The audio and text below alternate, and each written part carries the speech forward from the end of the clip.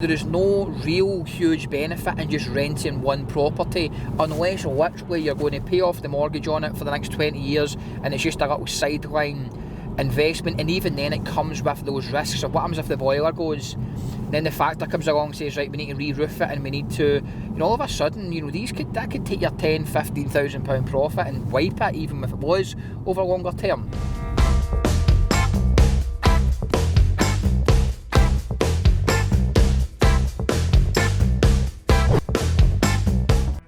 So basically last year, 2019 and into 2018, we've done a number of properties. We've bought ex-local authority properties, and pretty much all of them were executory cases where people sadly passed away, the families were selling them, we got good deals on the purchase of them. Pretty much all of them were like that.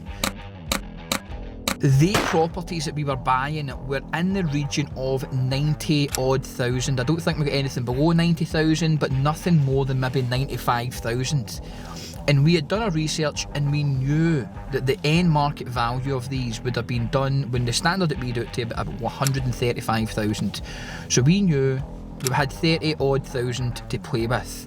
There or thereabouts when you take into consideration like stamp duty and also legal fees. Those very same properties that we have been looking at are no longer available for 90-odd thousand. The market in our area is very strong. Houses are not lasting on the market long at all. You're talking most of them are going within a matter of a few weeks. The last one we done was on for a matter of about 2 days. But those same houses now that we used to were getting for like sort of low and mid 90s, maybe high 90s, they're now 105, 110, and so therefore it's harder to buy the houses at the price that you need to buy now to make the kind of margins that we want to make. So the choices are, we either settle for the fact that we're maybe only going to make maybe £10,000 a house. That's not overly appealing when we're used to making sort of 15, 20 odd £1,000 a house. So what we done, we then went and spoke to a couple of local letting agents who specialise in the market, and the demand for rental properties in East Kilbride is really, really high. Which is great news. The stock levels are low, which is good news. Just recently, the margins or the prices for rental has creeped up slightly. You're looking at mid to high 300s to maybe 400 quid for a one bed, depending on the quality of it. Mid fours, high 400s pound a month for a two bed, maybe 500 or so if it's a really good quality. But the market's really strong. So we're saying, well, let's start looking at maybe a longer game. We've made some nice money in the sort of buying and flipping. Let's look at actually changing our model and going for a longer term approach.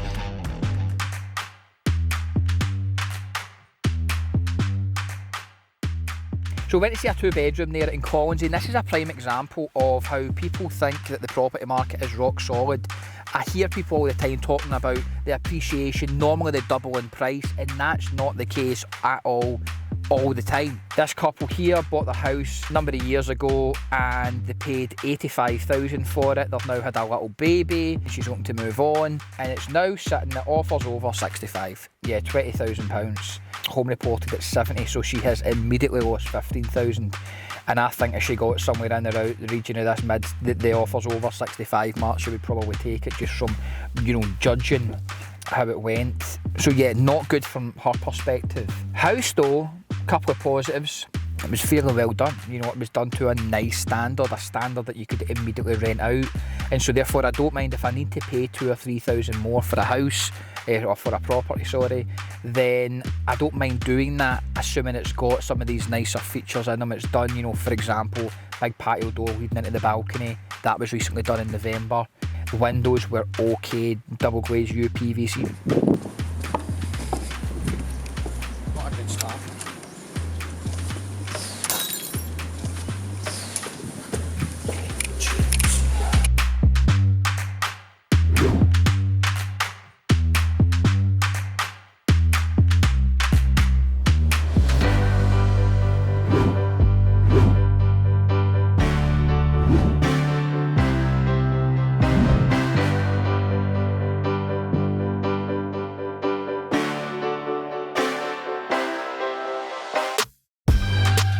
Right, so a couple that we couldn't film, they're still owner occupied.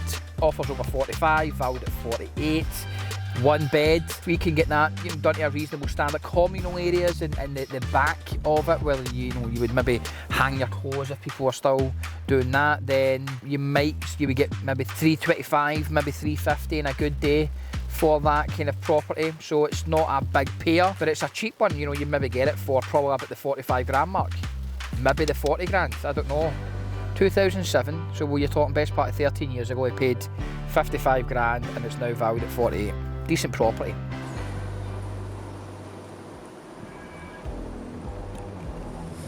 Secure door entry.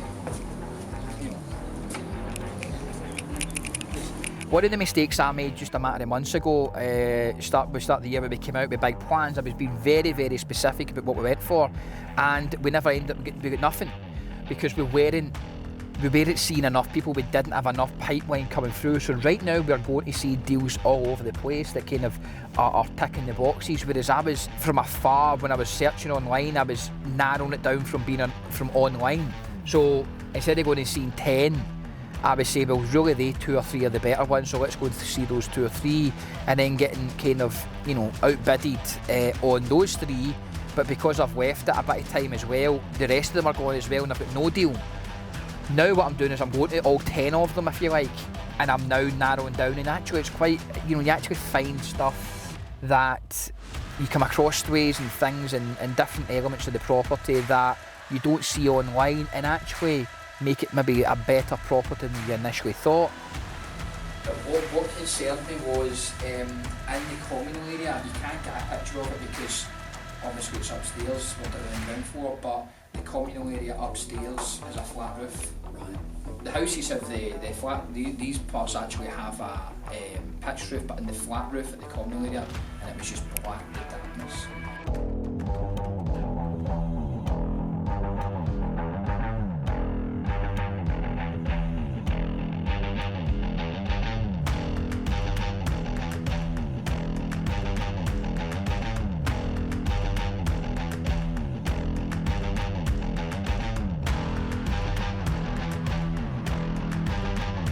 So these are the type of ones that we're now looking at, these kind of 1 and 2 bed flat properties to grow the rental portfolio, and we've come out the back just because we want inside that flat there, a little 2 bed is decent.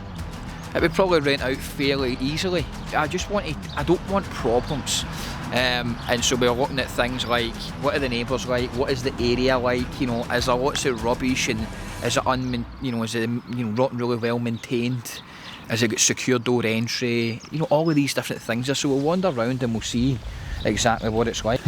Look at that. Oh, that's not good. Do you see what I mean? Yeah. So these are the type of telltale signs that you want to know. This is like a basement part here. Old abandoned maintenance area. Yeah, and obviously I don't think probably many people use this. But is this going to get, bear in mind the flat is right above us. Is this going to get unwanted attention down here? Yeah. Possibly. What the plus points is that the windows have been not done a long time ago. They're double glazed and they're UPVC. It does have secure door entry. You can see that the building's been recently rough casted, so you're not going to have the local authority coming along and forcing that upon you. The roof is a pitched roof. I've seen a few recently whereby it's a flat roof, and you can, as soon as you walk into the communal area, you see the flat roof area, you see the black mould from the dampness coming from the flat roof. So not ideal. So these are a few plus points.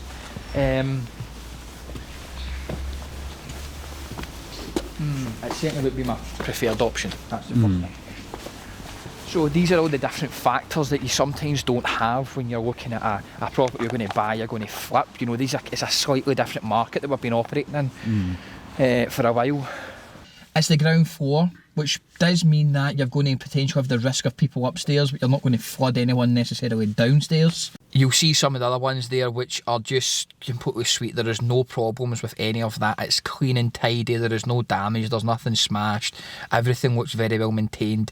That's more what I'm going for.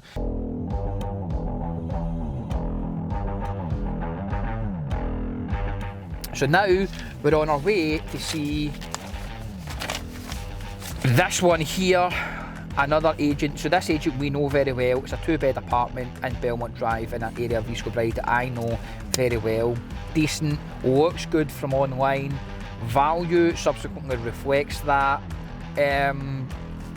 we'll go and check it out and see what the deal is on it. I think what I would be doing hereafter, when I narrow it down to the few that we want, I'm going to go back to them. I'm just going to, at a different time, without the agent, chap a few doors and just ask people, and however you need to do it, even if you need to kid on that you're there for someone else, just to see what kind of reaction you get. Is the person decent? What is the area like after hours? Just check all these different things out. One of the people we'd seen had been kind of what I would call an accident by a landlord by accident. And it's effectively where they've maybe been in a house, they've moved into a bigger house, they've been able to get the mortgage in the new house without getting rid of their original thing. Great investment, let's rent out. And I'm not saying it's not. It is a great investment. However, there are some downfalls, there's some pitfalls that you need to be aware of. So this is not to discourage people from doing it, but it's just to give you some other food for thought. Boiler goes, problem goes. See, when you're buying a house like this here, and it's maybe, a flat at 50, 60, 70,000, the rent on it is maybe only, 3, 4, maybe 450, 500 quid. There is not huge margins.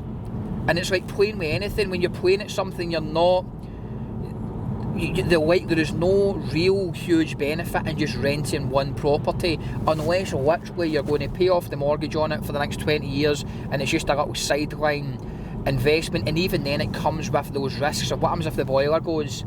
Then the factor comes along and says, right, we need to re-roof it and we need to, all of a sudden, that could take your £10,000-15,000 profit and wipe it, even if it was over longer term.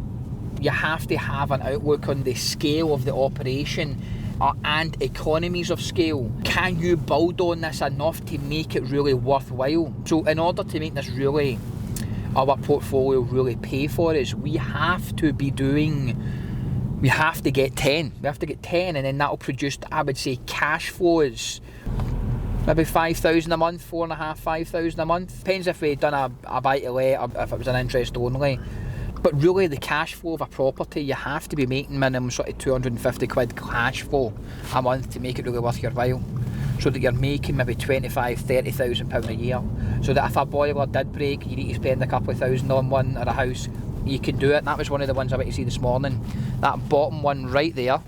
So you have to look at, right, great, I'm going to go into this, I'm going to invest in this, but how can I scale this operation? Is it going to be more hassle than it's worth? I was speaking to someone who was looking for us to invest in their business.